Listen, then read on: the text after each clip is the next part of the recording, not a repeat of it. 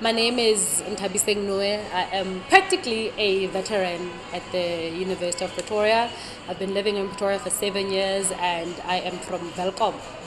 Uh, Other than that, I'm just really cute and I have great skin and I have amazing cheekbones. But that's not what we're here to talk about. I wanted to have a discussion today about feminisms and sort of how we locate our privileges even with our great understanding of feminism. One thing that was really great that came up yesterday on Twitter for me was the talk on how feminism saved my life. I think from when I was little, I was sort of like raised in a household where problematic and progressive ideas of gender were both present. So even though we all did the chores and everything, I have a nephew that was born 5 years after me that was referred to as the man of the house. And when it comes to other things about our safety, obviously because of the kind of society that we live in, it was more strict on us, and sometimes it resulted in us getting assaulted. They call that spanking. I don't agree. I don't agree with the whole spanking thing. I don't think it functions at all. So I was at a point where I was sort of coming into my consciousness. I'd come to the University of Pretoria and there were white people there. There weren't white people in my school. My school was formerly white, and immediately when we came in, they all left. So I came here and sort of came into a realization that there are certain things that I haven't experienced, not actively, but that are happening in my life. I was in a residence, and it was incredibly problematic what they expected people in women's residences to do over what people in men's residences were doing, and I always wanted a way to be able to articulate that. But beyond that, feminism has been incredibly important to me because not only have I been able to articulate or account for the things that have happened to me in my life, and how my life has worked out in the way that it has, I've also, tried to strive every single day, learning intersectionality so that I become a better person and I become a safe space, and that my activism is accountable. So the great thing about what I've experienced so far, and I don't want this to be sort of like understood as me trying to account for all feminists. The basis of my activism and my opinions is my own personal life. But it's always great when people can affirm your personal life. And I think the greatest affirmation so far for me was when we went to the Steve Biko lecture not so long ago. We saw Angela Davis. And, sometimes it's very important for us to be able to account with our lived experiences about what happens. But it was so great to see that there were older people who have done this, who understand what we're going through. And that sort of affirmed me as a young person, because I've sometimes gotten into situations where I think it's partly my arrogance of my knowledge of feminism, but also the condescension from the older generation. Sometimes it really stings, and a lot of the times I feel like I did not deserve that kind of, you don't know what you're talking about. And when I went there, she said, we accept what has happened, and we see these unfinished activisms, but we don't accept any of them uncritically. And that's basically what I'm trying to do. I'm trying to look at the things that are happening in my life and be absolutely critical with everything I see. Sometimes I get it wrong, and I'm still getting a lot of things wrong. But I feel that I am on the right path, and I'm always open to being corrected. How it works, how life works, is that you end up taking up the politics of feminism, or at least I ended up taking up the politics of feminism because I realized that there is an inequality and it is not natural. That's not how the world should run. And in most of the time when I am trying to interact with other people, it is absolutely dysfunctional that I should be, sort of like projecting gendered expectations onto people, onto myself. And what that means for our freedom and our ability to be able to express ourselves. But even in that, I am privileged in a lot of different ways. I speak like this, which is so much more acceptable when you're trying to earn an income in a capitalist world, in a capitalist racist world, than I would be if I sounded any different. And I am university educated. I've seen quite a few graduations in my life, and sort of I have a proximity to power in some spaces and a proximity to privilege. So sometimes when something happens and it affects women, for example, the big issue right now with the sanitary products, people would say that it affects women. Well, the intersectional view would be that women are not the only people that have periods, and it is not only women who have periods in the first place, but that it would affect us differently depending on what kind of class position we have assumed over so many different ways, what we can afford, and so on. So it would affect someone else differently, and I should be able to understand that even if I feel that I am affected by a particular issue in society, I am not absolutely, not all the time at the center of it, and I'm not absolutely all the time the person that is most oppressed with what is happening. So the ways in which people are oppressed in the world is referred to as kyriarchy. And according to this definition by Gender RU, kyriarchy explains the broader system of oppression using many, many different ways. So it depends on a lot of your identities. I don't want us to confuse feminism for plainly identity politics. It's an issue of systematic inequality, but sort of some identities end up shunned more than others, and that also matters. And how we interact with these and how we are oppressed because of these identities also matters. So kyriarchy takes into consideration not just racism, but everything else: classism and misogyny and ableism and sexism and all of these things. These aren't buzzwords. These are sort of the way that I may say academics have tried to explain and also account for what is happening in the world. So bell hooks would explain this by calling it the bell hooks is also like pretty great, and we've had sort of our fights about what we think about bell hooks, currently with everything that's going on. But sort of that's the nature of feminism. People evolve and stuff, and their opinions evolved, and what we project onto them might not be necessarily how they end up acting, and it might upset us even if we have put them on a pedestal. When Bell Hooks was trying to explain what kyriarchy is, she called it the imperialist, white supremacist, capitalist patriarchy. And on one of the talks that I watched, she said we must call things by their names and we must explain exactly what's going on. I mean, obviously her situation offers a bit, to mine. Bell Hooks is an American woman. We know that, black people in America sort of were displaced from their homes and taken all the way there to be enslaved and so on. But we know that imperialism is worldwide, white supremacy is worldwide, so is capitalism. Well, some societies not so much, depending on where you are and on your context. But and then there's patriarchy, which is sort of, I think, one of the words that would come up the most when we are talking about feminism. But obviously, if you are looking at the intersectional view, we have to consider everything else.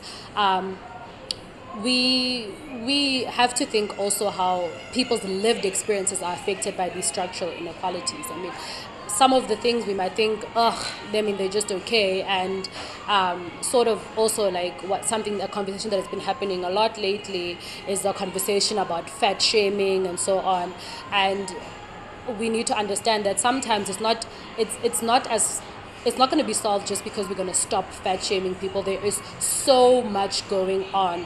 It's as effective as a fat person having to walk into an interview and not getting hired because of that. It's that structural. I saw an article on Everyday Feminism not so long ago that talked about how we account for fat women in feminism as well, that some gynecologists, some health professionals have even gone to the extent of saying that they find fat women disgusting. They don't want to work on them. They don't even have full access to being able to, this is so upsetting, reproductive health, because sometimes the birth control does not work, and sometimes they can't access abortions because there are delays because they are fat, which is absolutely ridiculous. So when we talk about these beauty standards, I mean, it's not going to, part of the problem might be fixed because we sort of have re-looked at the beauty standard, and we've stopped talking to fat people sort of like in a condescending kind of way. It's absolutely horrible, and acting concerned about their health is that sometimes this is systematic, that people do not have access to things because of how they look, which is absolutely ridiculous. I don't know how you feel about it. So these systems contribute to how people are regarded even when they speak, how they're dismissed, and if their humanness is valid or not. And all of these things we made up ourselves. It's not nature, it's not written in the stars, we made up all of it. Which comes then to how people have been trying to, after we have accounted for what happens to us, what we're trying to do to fix it. So there's then the concept of intersectionality. Intersectionality basically takes into consideration how oppression intersects our very many identities. So at every single time that I exist both as a woman and I also exist as a black person. Now there are many other contributing factors. I'm a black woman with university education that has a particular way that they speak and has access to things like travel opportunities and all of these things. And there are obviously a lot of things that I cannot account for. I cannot come here and say that I want us to have a conversation about something that I'm completely removed from. I cannot be asking for a mic at an event where queer people are discussing queer issues. I have literally no place there, and I have no place to be fighting for my space to be articulating someone else's lived experience to them. That is absolutely absurd. So when we look at intersectionality as well, we look at sexuality, ability, and all of these things in this wonderful image that you are seeing right now. So when we talk also about abilities, also then another conversation that has been very prevalent as well. When we talk about ableism, are we going to stop by not using the ableist slurs? Yes, ableist slurs are violent, and yes, ableist slurs have become acceptable because of the the structural exclusion and the disregard of disabled people. But it doesn't only stop there. We're looking at where we live, the buildings that we live in. Are they conducive for them? Do we have services for them? And now when people get paid, they have to spend most of their paycheck on their disability. You have to pay because you're in a marginalized world, so now you have to pay for the reason that you are excluded. So all of these things cost money. All these reasons that we're excluded cost money. Unemployment costs money, and unemployment affects the most marginalized people in different kinds of ways. So some disabled people will sort of like bear the brunt of unemployment more than they would if they were able-bodied and so on. And it's that bad. So the concept of intersectionality, when it started, as far as I know, this is obviously then not a claim that this particular academic was the first person to realize that the condition of the black women in issues of racial oppression is different. But the term intersectionality was coined by Kimberly Crenshaw, who is a scholar in critical race theory, who then started writing about the different ways in which black women would experience oppression. And obviously, since then, the definition of intersectionality has had to become much, much wider than that, because the black experience is not only the black male experience, the black cis heterosexual male experience, but it is also then a difference when it is a black woman, when it is a black queer person, when it is a black disabled person, when it is a black poor person, when it is a black person, and marginalization works in different kinds of ways. And because of that, sort of in my head, I believe then intersectionality would have to account for how we revolt, because the way feminism works, feminism is not a new thing, it's not a democracy thing. I did not come up with it yesterday, I did not come up with it when I started doing this talk, and the people that I heard the term from did not come up with feminism. So for as long as there has been oppression, exclusion, marginalization of a certain people, there has been a revolt, and it's really as simple as that. So we should not be acting like, this is new. Obviously, when people are marginalized in different ways, their agency of revolting or their acts of defiance will be affected by how much space they have in order to do that. And there is so much going on because we also internalize these things and sort of like propagate them as well. But sort of every single day, I have seen people sort of actively keeping patriarchy alive, upholding the hierarchy, and I honestly believe that the world can be a better place, and that's where I'm trying to go. I'm trying to account for my activism, and I am trying to sort of make the world a better place. One, for myself, because I can account fully for that lived experience, but also with my sensitivity to the people that I interact with, the people, that not really people that I know, but stories that I understand. And also understanding that when you do speak to people about their issues, you place them at the center because they know the best way to solve it. So when I was on the SRC a few years ago, I was a transformation officer, and part of that work meant that I had to work with disabled students. Not once did I claim that I was the authority on disabled students. It was sort of like the broader work, because you know how South Africa acts with transformation, right? We just put everything together, everything that's not white men, not white cishet men, and we put everything together, and for some reason this one transformation person is supposed to be able to account for absolutely everything. And with a lot of the projects that I had with the disabled students, basically I would go to them and I was thinking, okay, this is the direction in which I would want the portfolio to go, but besides that, you can call me out on this and it's okay. What would you like to see? And these are my sentiments and this is where I am. I'm not disabled. Please leave this project. And I've had, not obviously putting the responsibility on them because it was my job, but it is very important to get people to explain to you what they want from you before you start accounting for things that you don't know what on earth you are talking about. So that experience was very important to me, because before I came, my class position has shifted very much since I've come to the University of Pretoria. I came here sort of like a girl from a little township in Belcom, and I didn't really have much. But now I can afford things, and I have access to things that I did not have access to, and these things matter. So then we'll go to sort of like the interpersonal relations with people. We don't just have the structural issue as the problem. Those structural issues exist and they're important, but people will always ask, what is it exactly that women want? And this is always a very tricky question. I am only one woman. I can only account for what I want. So I don't understand how people expect that we should be able to account for absolutely everything that women want. We are not prototypes of each other. And the minute we start thinking that one woman can account for all women, we sort of like ridding women of their ability to be complex and their ability to have agency in their own lives depending on what is happening to them. And doing that is sort of holding up the hierarchy. We need to be regarded as human. And we know that white people will use violence to hold up the hierarchy. Men will use violence to hold up the hierarchy.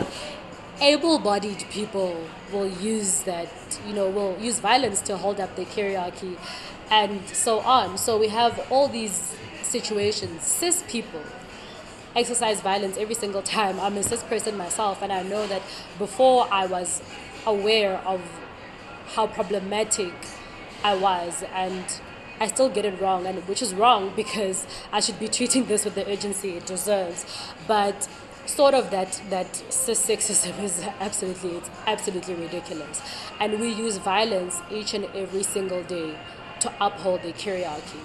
And when we are talking about the imperialist, white, supremacist, capitalist patriarchy, or when we talk about the hierarchy, in short, we need to understand that that is what is divisive. People revolting and speaking out against the hierarchy, that's not what's divisive. If the problem did not exist, people would not have to act in such a way that they need to explain. People should not even be in a situation where they need to explain why they feel oppressed all the damn time, because it's happening, it's valid, and we must be able to fix it. Inequality is divisive, inequality is violent, and if we don't deal with that, then we are doing a great disservice to us, and our activism is basically fraught. And that's where your activism has to be intersectional or it's bullshit, and you have to learn or you have to get out. And I've decided to learn and stay and not get out and not cry privileged tears over the people that I am privileged over. Then comes this famous phrase: these feminists these feminists. um, I know that most of the time when this is used, it is used because people want to dismiss us. When we talk about feminism, and more especially I will say when we talk about womanism, we talk about the intersectional feminism, because I know that I have no time hoping that notions of feminism by Western wealthy white women will free me from everything that I'm experiencing. It's literally never going to happen. So womanism basically acknowledges intersectionality. I hope that this is what we're doing in our practices as well.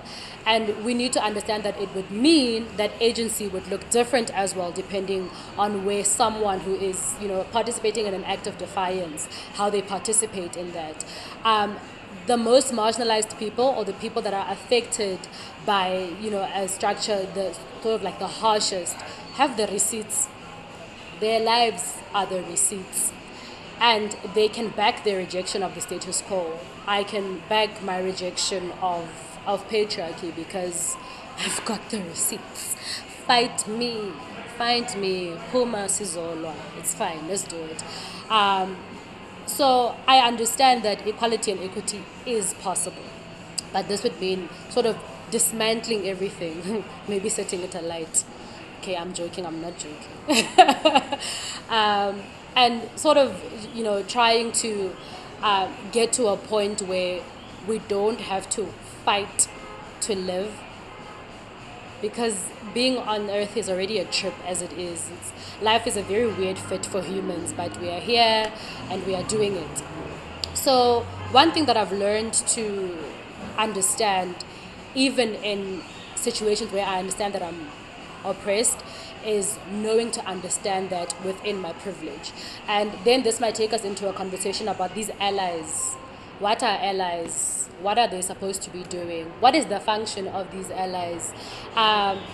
And allies, in my experience, I mean, I've never sort of referred to myself as an ally, but I've noticed that, some of the things I do can be seen as acts of allyship. But allies like taking up space in oppressed spaces, and I don't understand. So a white ally will come into a black space and will cry that they can't speak, or will not all white people, and will say that they want to be included. Yet you live in a system where whatever is being discussed there, outside of that, if we even like imagine the idea of a safe space where, all is equal. If we imagine that allies are not powerful in these spaces or violent, which is not even true at all. But sometimes what allies do, they're like, but you guys are screaming at me and it's just hurting my feelings. And people's feelings are hurt. But we are dealing with a structural inequality here, and the inequality exists, and you are benefiting from the inequality. So actually, by virtue of your inequality, you are oppressive. But now you are coming into the space and crying privileged tears all over the floor, and nobody knows what's going on with you.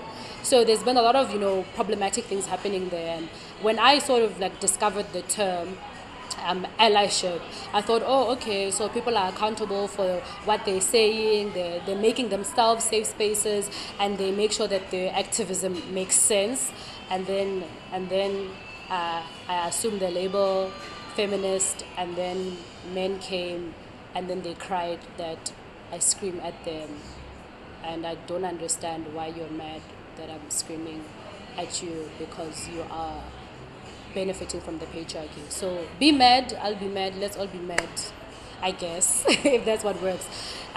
It's either that or you get out. So I don't think actually even in a situation where people were not being a mess, they would need to be called out. So sometimes you just need to shut up and listen.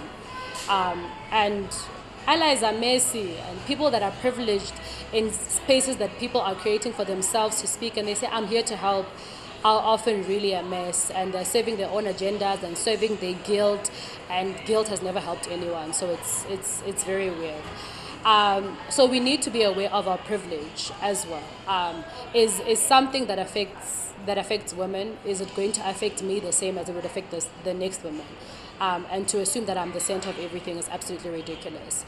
So when we talk about feminisms, we account for the many different ways in which people decide to stage their defiance, and the many ways that now people merely existing and being bold and visible has become an act of defiance. So that's where we are, all these feminisms. Then comes the last question: is feminism for everyone? And people, we have this conversation all the time. It's feminism for men, it's feminism for women, and who can participate and who can call themselves a feminist? Listen here, feminism is for the total and complete liberation of women, and that's who it's for. So we are talking about the structural inequality that exists, that excludes, marginalized, that has been subjugating women. I mean, to an extent that before South Africa got to where it was now, women were practically minors if they were married. It's either you belong to your husband or you belong to your father. After you belong to your father, you belong to your husband. But you belong to somebody. Sort of as legal subjects, we were minors, and that's an issue.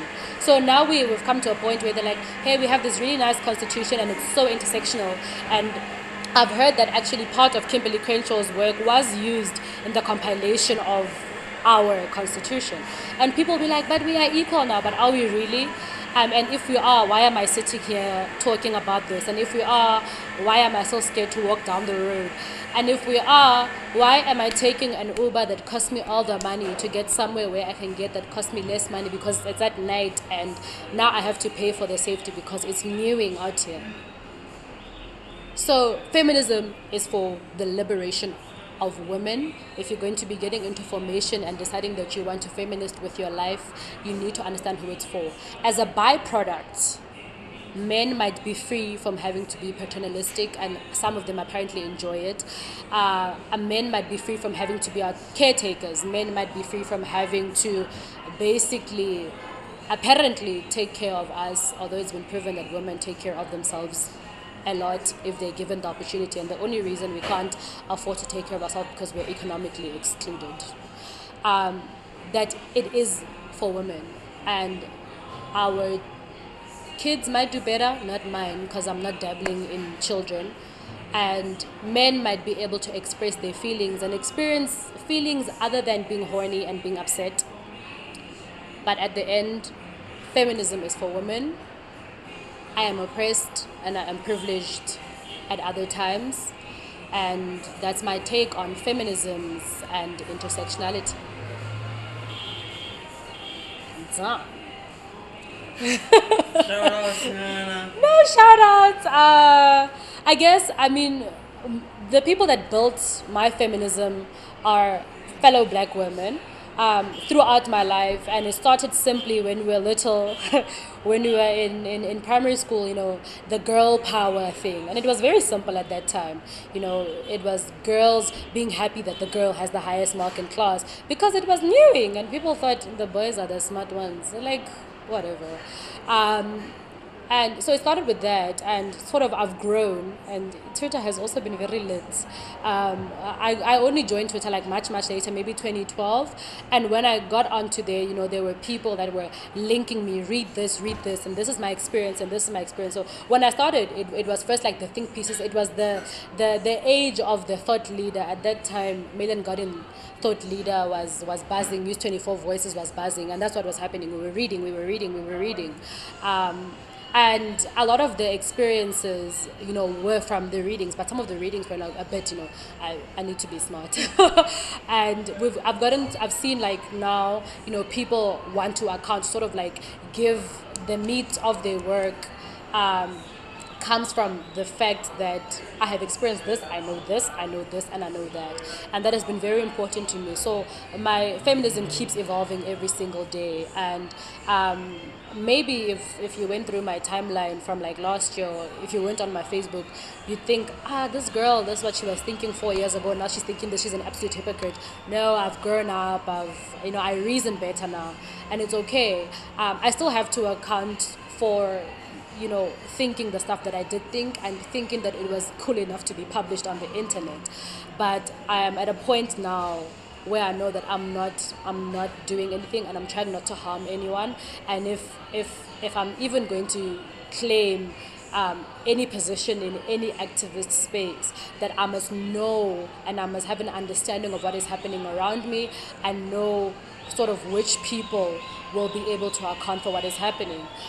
So the biggest shout out to black women. You guys are the bomb.com. We don't deserve half of the shit we get. And it sucks that we have to live in a world where we have to survive. And that's where we are right now, and I'm hoping that that won't be the situation forever.